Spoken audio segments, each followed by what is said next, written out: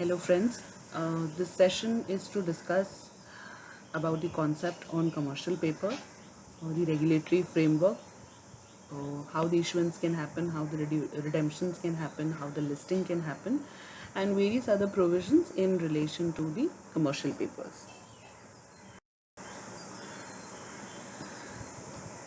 This presentation is only for academic purpose. This is not intended to be a professional advice or opinion. Anyone relying on this does so at his own discretion, and please do consult your professional consultant for any matter covered by this presentation.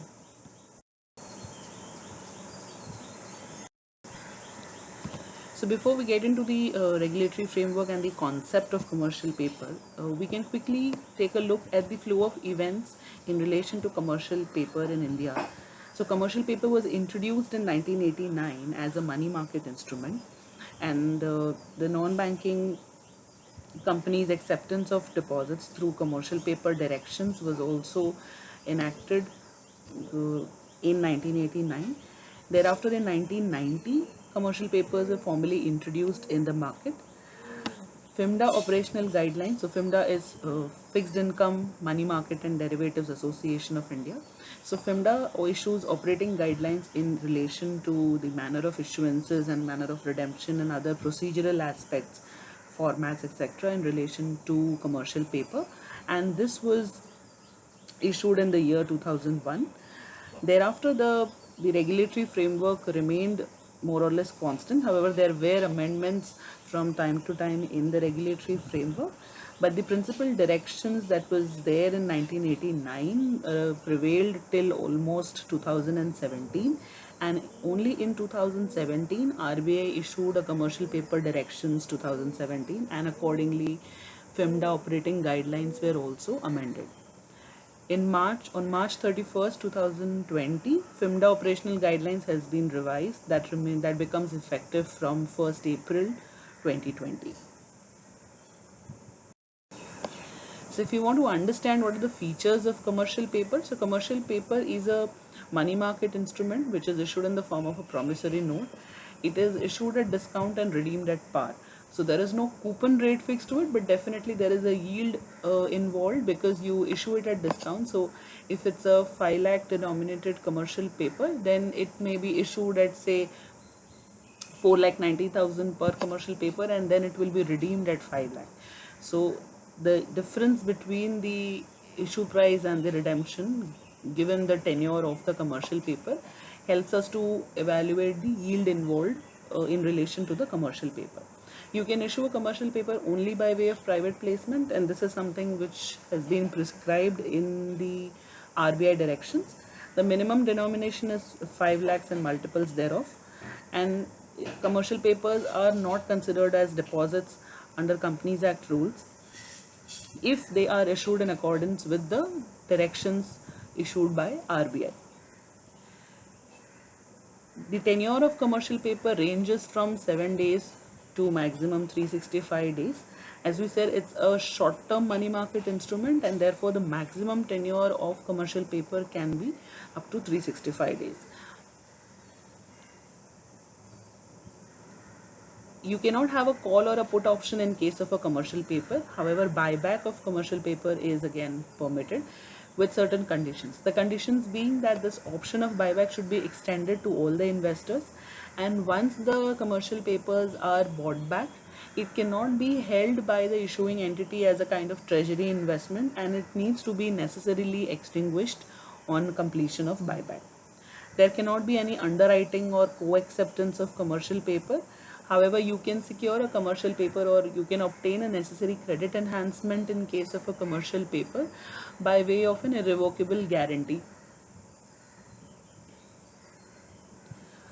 How much quantum of commercial paper can be issued by a company? Of course, since commercial paper is again a form of borrowing, it's a form of an unsecured borrowing because the commercial papers are not backed by any kind of security. Therefore, the amount of maximum amount of by which you can raise the quantum of CPs is equivalent to the borrowing limits that is available with a company. So either the limit which is approved by the board of directors of the issuer, or where the particular amount has been stipulated by the rating agency, lower of the two will be the amount which will be eligible to be raised through issuance of CPs. You can also list the commercial papers on the stock exchanges, BSE or NSE, debt securities or the debt segment platform. Listing, although, is not a compulsory requirement. As we discuss ahead, we'll say that why companies are required to go and list the commercial paper. It is more from the perspective of eligible investors. So that is something we will be discussing in the next few slides. So when we come to about a concept of commercial paper, firstly, what is important to understand is why do companies issue commercial paper. So we all understand it's a money market instrument. It's a short-term money market instrument ranging from 7 days to 365 days tenure. But what is the benefit of issuing commercial papers? If we understand from the viewpoint of the issuer, this feature is used, or this instrument is used mainly to take advantage of the surplus liquidity in the system. So companies usually avail working capital loans or working capital facility from banks at the rate what the bank offers. However, where there is a surplus liquidity in the system and the issuer is able to encash on that by negotiating on the rate of interest or by negotiating on the yield which it intends to give, given the credit rating of the issuer. So definitely it becomes an arbitrage. It assists the issuer to raise money at a cheaper rate as compared to the bank loans or the working capital facility. If the company is a better rated company, so a AAA rated company would be able to raise money through CP at a lower rate as compared to a company which may be a AA or a A rated or a A rated company. So it's an unsecured form of borrowing, therefore you need not extend any kind of collateral. All what is required is a minimum credit rating which is prescribed in the RBI directions, and if the issuer is an eligible issuer and with a very good credit rating, they are able to take benefit of this route for raising funds at a cheaper rate as compared to the working capital loans which can be availed from the banks. What are the benefits to the investors? Since it's not that any and all kind of entity can issue commercial paper, there is a requirement for a minimum credit rating, which means that the investor will also have some sort of comfort in relation to the issuance made by the issuer, as the issuer has that desired level of credit rating, and therefore there is some comfort in terms of the performance or timely redemption of the CPs on account of the credit rating. So if this is certainly an additional avenue for parking surplus funds and earning a return on the same, a slightly higher rate than what the risk-free rate or the bank rate offers on fixed deposits. So certainly this is an additional avenue for parking of funds, and there is a low risk of investment given the credit rating, minimum credit rating requirement for issuance of commercial paper. If we understand the trends of issuance of commercial paper, as you can see in the graph, that of course there has been an increase in the quantum of issuances of commercial paper in the last 10 years. And if we also study a sector-wise CP issuances, then financial services and housing finance sector aggregated, so that accounts to almost 37% of the total issuances made by various sectors, followed by the oil drilling, oil exploration, drilling, refining, and the telecommunication sector. So commercial papers as on date is an important source of financing, wherein the financial sector entities, especially which have a good credit rating, they rely on the fundraising by way of commercial paper equally as they do by in relation to raising of funds by issue of NCDs.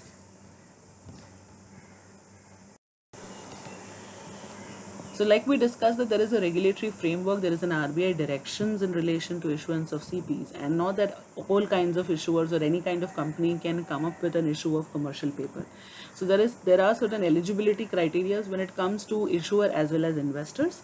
So you can have companies including NBFCs and all India financial institutions who can issue CPs, but the only condition is that if they have availed any kind of fund-based facility from the banks or financial institutions, it should be classified as a standard asset. So they should not have defaulted in performance of any loan or any facility that they must have availed in the past. Other entities are also eligible to issue CP provided they have a net worth of at least rupees 100 crores or more, and that if they have availed any kind of fund-based facility from banks or financial institution, that should have been classified as a standard asset. So two main conditions: that you should not be a substandard, doubtful, or an NPA in the books of any of the financial institutions or banks, and if you are another entity, then you should also have the necessary net worth to be able to be eligible to issue a commercial paper. When it comes to investors, of course, all resident Indians can invest in the commercial paper. Non-residents will be subject to FEMA regulations, which we will be discussing in next few slides. Mutual funds are definitely an eligible investor. However, there was a SEBI circular dated October 1st, 2019, which mandated mutual funds to only invest in listed commercial papers, and that is when primarily the framework for listing of commercial papers were brought into picture by SEBI, and these days every issuances of CP are listed on stock exchanges. Related party of an issuer is prohibited to invest both from the primary and the secondary market, so you cannot be issuing commercial papers to your related party. So if we understand the commercial regulatory framework for issuance of commercial papers, so firstly we have the Companies Act 2013, then we have the RBI directions on issuance of commercial paper, we have the FIMDA operating guidelines, Stamp Act for stamping the commercial paper, FEMA provisions wherein you are intending to issue to any kind of non-residents, and where you intend to list the CPs, then the SEBI circulars and the stock exchange circulars for listing. So broadly this is the regulatory framework. These are the provisions that are the various regulatory laws that are applicable for issuance of commercial papers. From the Companies Act aspect, it is very important to discuss what is commercial paper. So is it a security, is it a debenture? Commercial paper, as we understood, is a short-term money market instrument. It is in the nature of a promissory note, and it is unsecured borrowing.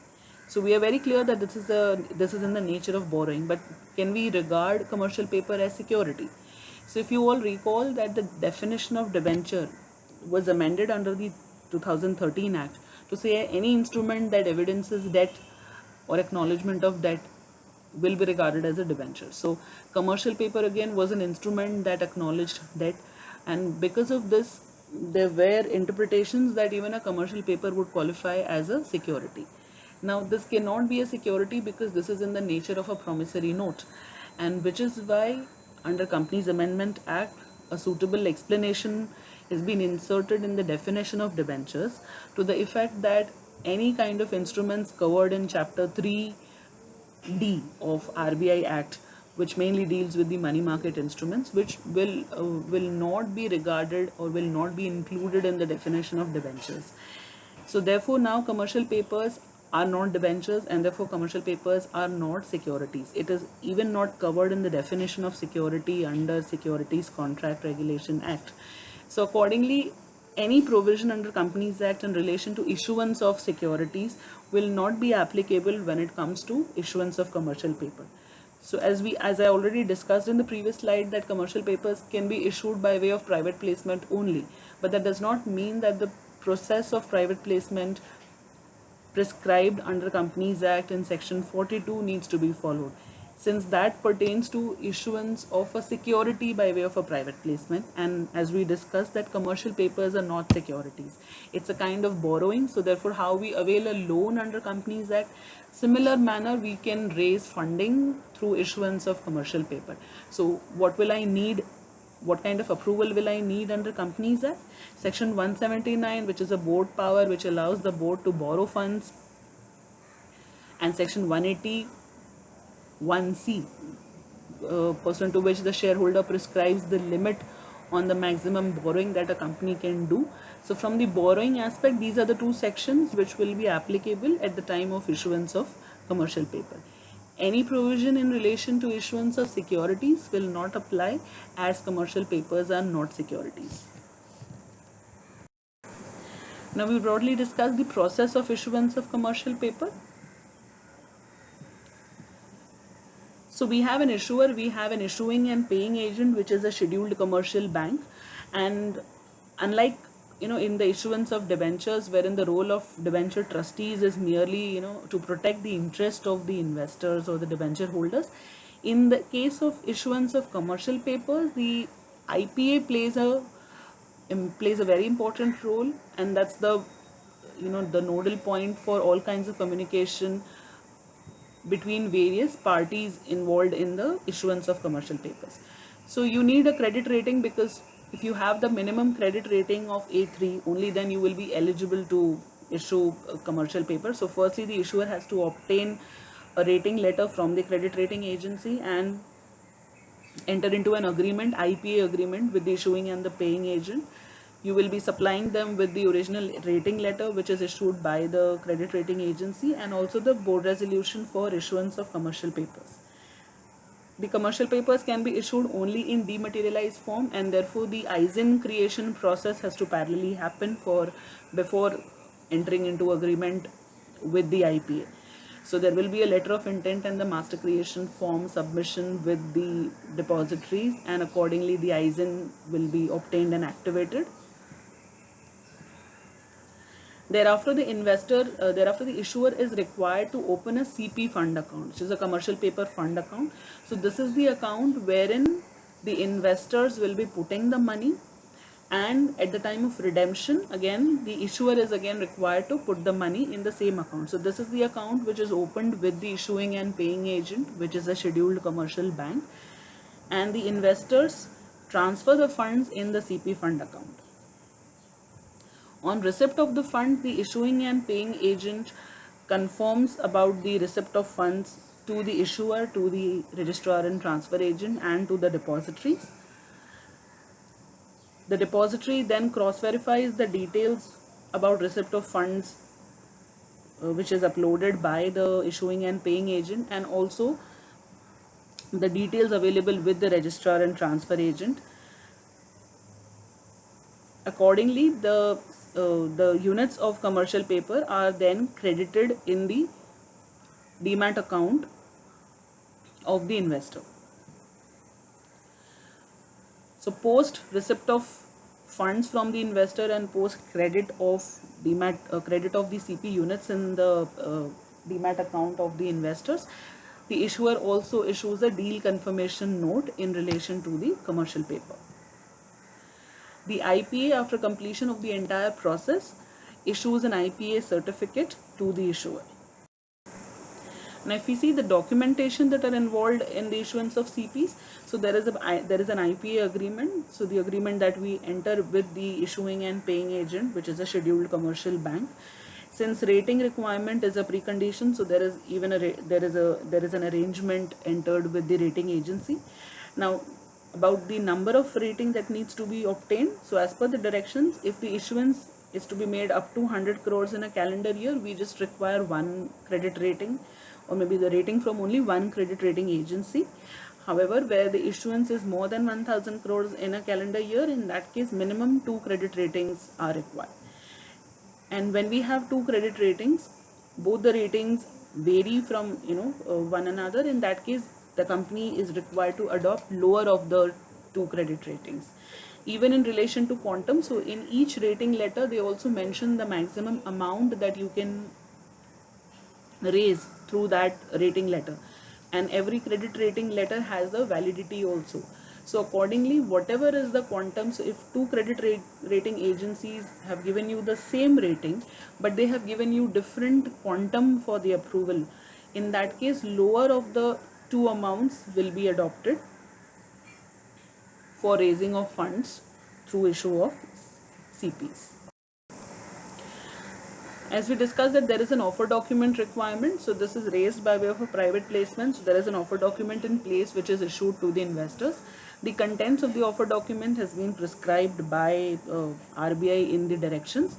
So you have to give details of the outstanding commercial papers and debt instruments and the issue details in relation to the what is the quantum of issuance to happen, the tenure of the issuance, what amount is outstanding, what is the credit rating, and which is the IPA involved. Usually the IPA is constant for every company, so it's not that we keep on appointing new IPAs for every issuance of CP. So more or less, once you have entered into an IPA agreement, the issuer continues with the same IPA over a period of time. Then we are also required to provide a summary of last 3 years audited financials. If there has been any default in repayment of CPs or any kind of borrowings in the last 3 years, that needs to be disclosed. What amount we intend to raise through the current tranche, what is the credit rating, the rating agency details, and the details of issuing and paying agent also needs to be specified. End use of funds was something which was not required to be provided earlier under the previous RBI directions. However, the 2017 directions made it mandatory to disclose the end use of funds. And thereafter, when we submit a quarterly, there is a periodic reporting that happens post issuance of CPs.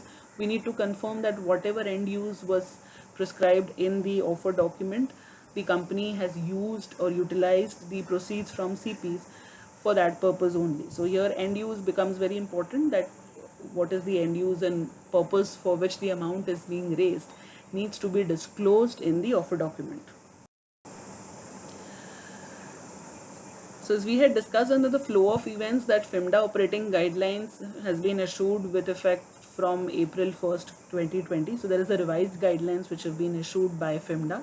But given the current COVID situation, there has been a relaxation to the effect that which relates to submission of physical documents or submission of physically signed documents.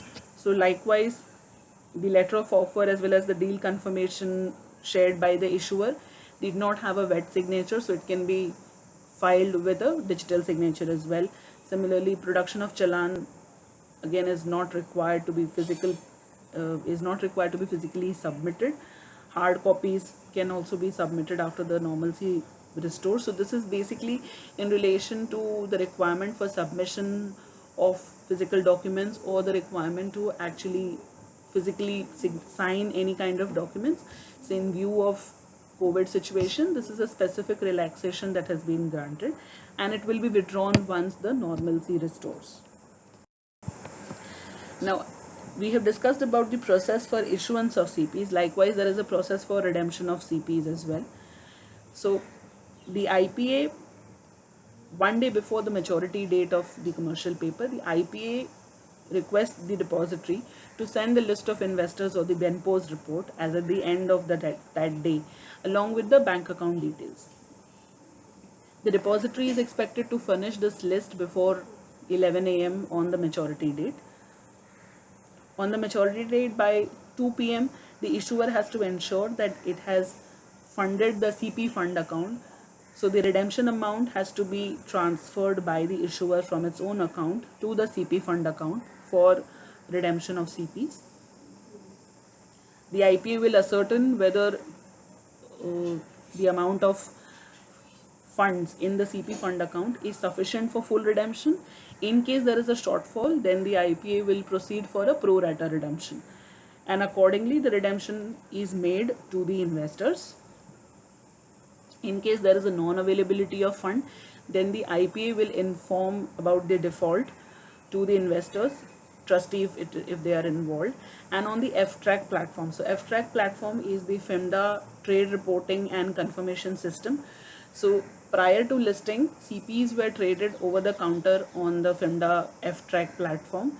So in case there is a default, then the IPA will also inform on the F-Track platform. Stamp duty aspect. So earlier stamp duty was paid on the commercial paper as a usance promissory note. So initially as well, commercial paper issuances were covered under Indian Stamp Act, and post amendment which were proposed to be made by Finance Act 2019. So post amendment, commercial paper has been included in the definition of debenture, and still it continues to remain under the Indian Stamp Act. So it is still governed by the Union List, and therefore Stamp Act that every issuer needs to follow will be the Indian Stamp Act. So as you can see that earlier the quantum of stamp duty depended on the tenure of CPs. So up to 3 months, 3 to 6 months, 6 to 9, and up to 9 to 1 year. Above 1 year, certainly in case of CPs it is not relevant, but since it was equivalent to a usance promissory note, the stamp duty was based on the tenure of CPs. Post amendment, commercial papers have been included in the definition of debentures, and therefore the stamp duty which is applicable on debentures is now the stamp duty which is to be paid for issuance of CP as well. So the amendments made by Finance Act 2019 were originally to be made effective from Jan 2020, which was then postponed to April 1st, 2020, and now given the COVID situation, the provisions will become effective from July 1st, 2020. So for every crore, in case of issue of commercial papers, 500 rupees will be the stamp duty, and in case of transfer of commercial papers, a 10 rupee will be the stamp duty for every crore rupees. FEMA aspect. So FEMA Deposit Regulations 2016 was the governing provision wherein CPs were allowed to be issued to NRIs, persons of Indian origin, as well as foreign portfolio investors. However, in July 2019, this was withdrawn, and there was a deletion of this provision, pursuant to which CPs were not allowed to be issued to these investors. But from October 2019, RBI issued FEMA Debt Instruments Regulations, pursuant to which foreign portfolio investors are now eligible to invest in commercial papers. However, NRIs and persons of Indian origin are not an eligible investor when it comes to issuance of CPs to person resident outside India. Listing of CPs. So like I discussed, that pursuant to an October 1st 2019 circular issued for mutual funds could only invest in listed commercial papers, and mutual funds comprise a good amount of investors. So typically the investors in commercial papers are banks, insurance companies, mutual funds, the ones who have surplus funds and they intend to park their funds for a good amount of return. So mutual funds are also one of the major investors in commercial papers, which is why SEBI rolled out the framework for listing of commercial papers in October 2019, and thereafter there were few amendments made in the December wider circular issued on December 2019. So as per the SEBI circular, you need, at the time of listing of commercial paper, there are certain disclosures required to be made. So there is no fresh offer document for listing. It simply provides certain disclosures to be made while listing of CPs, including the issuer details, any kind of material information, borrowing information, financial information. ALM disclosures are mainly for the housing finance companies and the NBFCs. Now once the same has been listed, there is always a question that since now I have a listed CP, whether I'll be regarded as a listed entity and will be required to follow provisions of LODR. So as we discussed, that commercial papers are not securities, they are promissory notes, and they are not included in the definition of security under Companies Act as well as under Securities Contract Regulation Act. So accordingly, once you list your CPs, you cannot say that you are having a security listed, and therefore the company cannot be regarded as a listed entity. Accordingly, LODR provisions does not become applicable if you only have listed CPs. If you have other securities listed, be it debentures, preference shares or equity shares, definitely in that case LODR comes into play. But it does not get attracted only for if you have listed commercial paper. So if your commercial papers are unlisted, there is a periodic reporting, that is a you have to submit a quarterly CEO or a CFO certificate to the issuing and paying agent, wherein you confirm compliance with the CP directions, and also that the amounts which were raised or the proceeds of the CP issuance have been used for the end users which were stated in the offer document. If the CPs are listed, in that case, additionally, you also need to submit the financial results. You need to submit the ALM disclosures that you submit to your respective regulator, material information and events that can impact the redemption or the performance of obligation in relation to the CPs, and a certificate from a CEO or a CFO on a quarterly basis to the effect that the conditions prescribed by SEBI in the circulars have been complied by the issuer. Now, this is a very recent initiative given the COVID situation which has been issued by Reserve Bank of India. So, pursuant to the outbreak of COVID pandemic, companies are not able to raise funds and they are facing liquidity constraints, and this is when RBI came up with targeted long-term repo operations initiative, wherein they'll be conducting 4 auctions for a total amount of 1 lakh crores, and the liquidity which is availed by under this scheme by the banks. So banks are required to bid for this in this auction by obtaining limits, and the limits which are availed by the banks needs to be primarily utilized for investment in commercial papers and NCDs.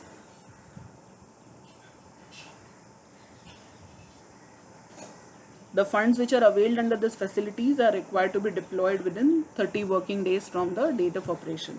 So the intent was to enable funding to the entities that were facing liquidity constraints, and therefore pursuant to these schemes, banks were required to bid in the RBI auction, and whatever limits they avail for the funding to be availed from RBI, that amounts are required to be invested in the NCDs and commercial papers exclusively within the particular timeline.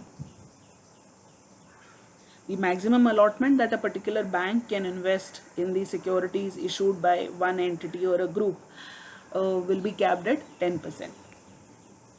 So as on date, all the 4 auctions have been completed and the limits have already been granted to various banks. Accordingly, the banks will be investing in the commercial paper and NCDs. Thereafter, on April 17th, 2020, a second version of targeted long-term repo operations was also announced, and this time it was mainly to channel liquidity to small and mid-sized NBFCs and MFIs who were impacted due to COVID disruption. So apart from the 1 lakh crores which were given in the first version, this was for additionally 50,000 crores which will be again raised by way of auction, and there is a split which has been provided for the 50% of the funds that the banks avail, wherein 10% will be invested in MFIs, 15% in an NBFC up to a size of 500 crores or below, and 25% in a systemically important NBFC, so that is having an asset size of more than 500 crores. So the first tranche of auction for 25,000 crores will be was conducted on April 23rd, 2020 already. And the funds which are availed under this facility again needs to be deployed within 30 working days from the date of operation. So this is basically to meet the requirement considering the exceptional situation due to COVID-19, wherein RBI has brought this initiative to fund the entities that have been impacted due to COVID situation and they are unable to raise funds from the market, which is where the banks can borrow pursuant to the repurchase obligation from Reserve Bank of India, and accordingly they are required to invest in the prescribed securities within the timeline which has been provided by RBI. So that covers our introduction to commercial paper. So we have discussed about the manner of issuances, the regulatory framework, various provisions under FEMA, SEBI, listing, periodic reporting to be done, and you can refer our other articles including our FAQs on commercial paper on our website. The relevant links have been provided on this slide. Thank you very much.